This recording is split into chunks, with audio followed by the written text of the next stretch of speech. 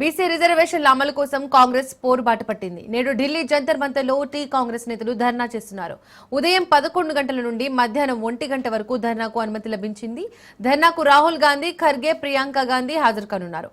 ధర్నాలో CM Revanth, PCC chief Mahesh Goud మంత్రులు పాల్గొననున్నారు.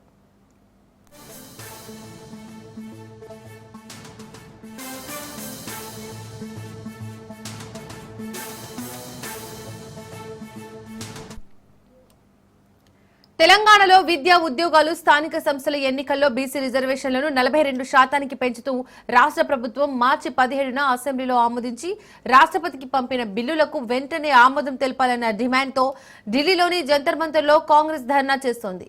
ముఖ్యమంత్రి రేవంత్ రెడ్డి, పీసీసీ అధ్యక్షుడు మహేష్ కుమార్ గౌడ్ ఆధ్వర్యంలో జరిగే ఈ కార్యక్రమం కోసం ఇప్పటికే ఏర్పాట్లు పూర్తయ్యాయి. పార్టీ రాష్ట్ర వ్యవహారాల ఇన్ఛార్జ్ మీనాక్షి నటరాజన్ సోమవారమే కార్యకర్తలతో కలిసి ప్రత్యేక రైలులో చర్లపల్లి నుండి ఢిల్లీకి వెళ్లారు.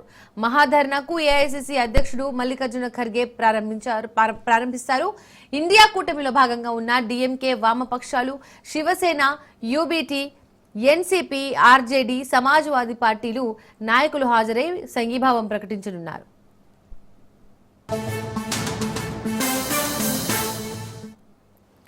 తెలంగాణ ప్రభుత్వం నిర్వహించిన కులగణనను జాతీయ స్థాయి నమూనాగా మార్చాలన్న ఎజెండాతో తొలి నుండి పోరాటం చేస్తున్న కాంగ్రెస్ ఈ ధర్నాను విజయవంతంగా నిర్వహించి దేశవ్యాప్తంగా ఒక సందేశాన్ని పంపాలని భావిస్తోంది.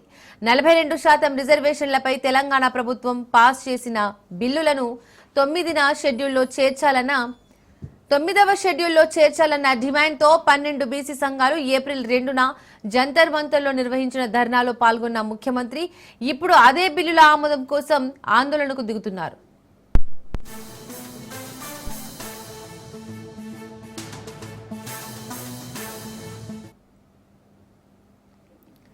సెప్టెంబర్ 30 లోపు రాష్ట్రంలో స్థానిక సంస్థల ఎన్నికలు నిర్వహించాలన్న హైకోర్టు ఆదేశాల అమలు అంశం ఈ బిల్లుల ఆమోదంతో ముడిపడి ఉన్నందున కేంద్రం వెంటనే వాటికి పచ్చజెండా ఊపి రాష్ట్రంలో బీసీలకు రాజకీయ రిజర్వేషన్లు పెంచేందుకు బాటలు వేయాలని సీఎం రేవంత్ డిమాండ్ చేస్తున్నారు.